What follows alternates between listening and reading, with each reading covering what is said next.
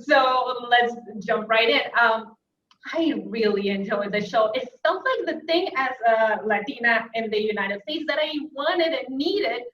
Also to sort of change the perspective that all we get from Latin America is telenovelas.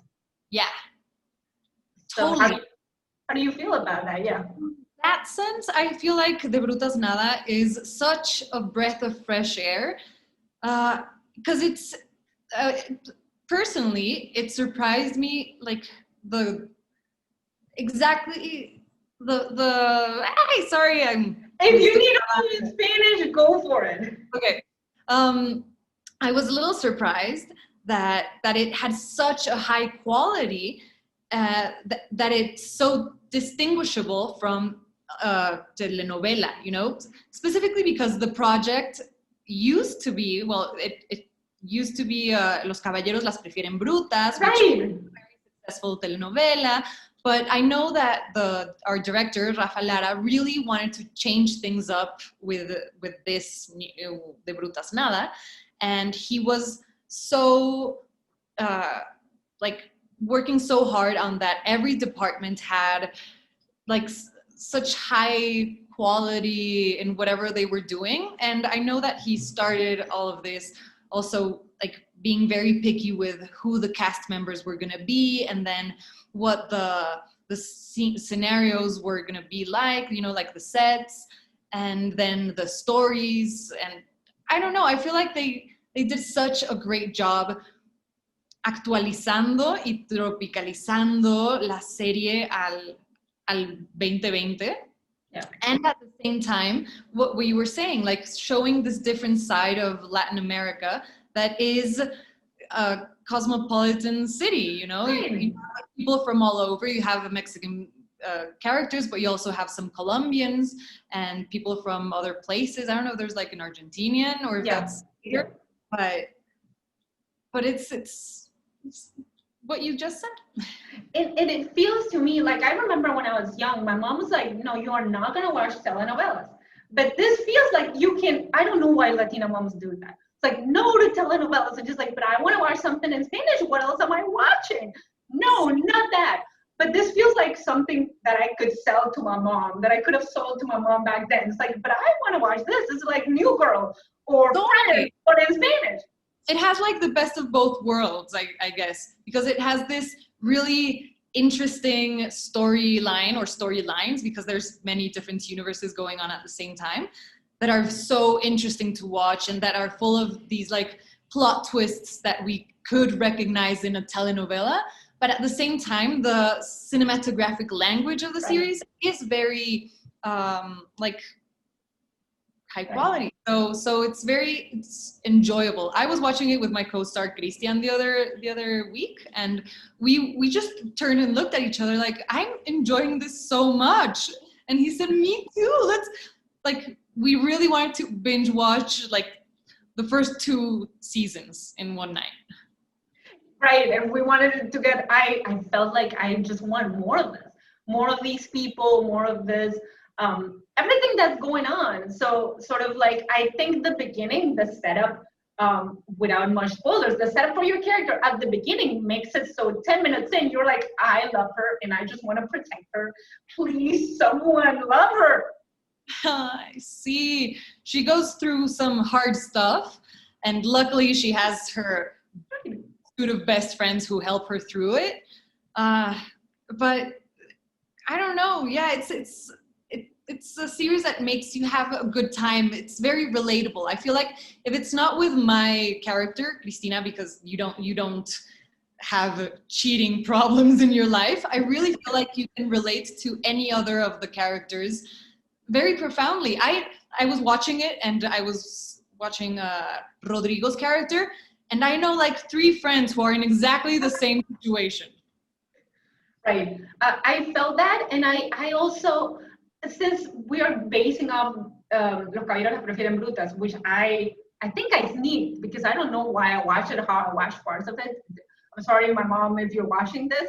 But since we're basing it off of that, it's super fun to see a show that is still based mostly on friendship. Like, yeah, there's a little bit of everything, but the basis of this show is the friendship. That's so rare. I agree completely. Like, that's to some extent, I feel like it refocuses this romantic love towards oneself, and I feel like that's the kind of message that we have to keep putting out there nowadays. Like, love yourself, have a good group of friends that you can rely on, have a strong family bond so that you can help each other out when stuff gets difficult. Right. And it felt to me so Latino in the sense that we do, it feels to me that in the US doesn't happen as much, that we do this thing where friends become family and like, that's it. Then they are there and then they start calling your mom Tia and then there's just family. Totally. In that way, I feel like it's a little like Friends, because the people you're watching on the screen become your friends and you want to, like you said, hang out with them. I want more of these people. Give me more of your issues.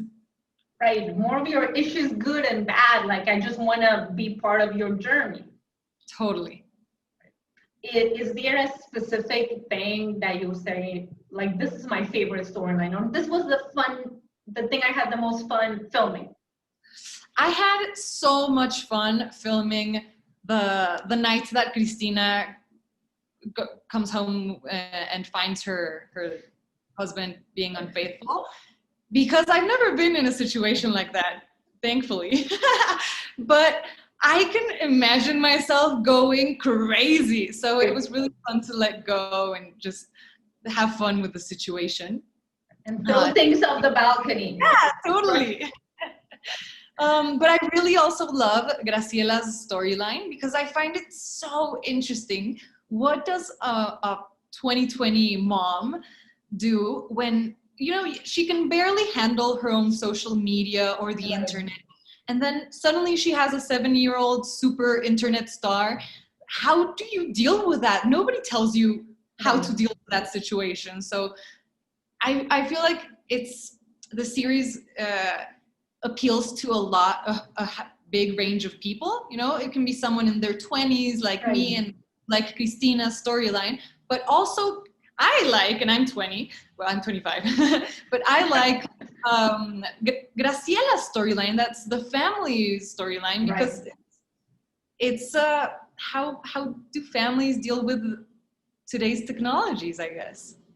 It felt to me like there was a really good balance. Like, you might, like you said before, you might like a character more, but there was never one character you're like, oh, well, when this character's on screen, I'm just gonna mute it or go get a snack. No, totally. I love all of my my fellow actors are amazing. I love them all individually as people, as human beings, but also as actors. I've seen their previous works and they're so amazing. Diana Bobbio, who does Graciela, has such an excellent comedic timing. I couldn't stop laughing my ass off every time she was on set. And I couldn't stop laughing my ass off watching. I watched the first 3 episodes and I couldn't stop. Like, I was watching it by myself. And then my boyfriend he's like, what are you watching? Like, you're gonna have to put it on the TV because I can't have you just like laughing like this by yourself. And I really hope that this makes maybe the Latino culture feel a little more accessible to a wider audience. It's in Spanish, but it's subtitled, and sometimes people are scared of that. But what's your pitch? Like, it's in Spanish, but watch it anyway because.